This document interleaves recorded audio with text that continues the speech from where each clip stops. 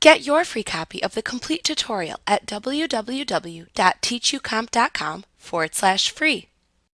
In QuickBooks, you have access to four main centers called the Customer Center, the Vendor Center, the Employee Payroll Center, as well as the Report Center. These centers let you perform tasks related to the topic of the center.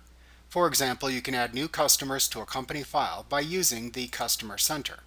We will examine the tasks you can perform within the centers later in this tutorial within their associated chapters. However, you should learn how to open the centers now. You can open the centers in many ways in QuickBooks.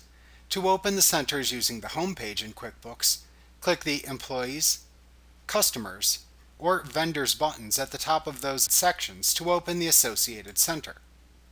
To open a center using the icon bar, click the associated button, like Customers, within the icon bar.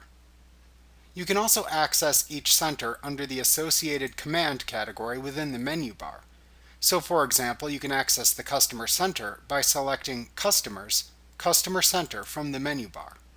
Each center appears in its own window, which you can close by clicking the X in the upper right corner of the window when you are finished using it. Like what you see? Pick up your free copy of the complete tutorial at www.teachucomp.com/free.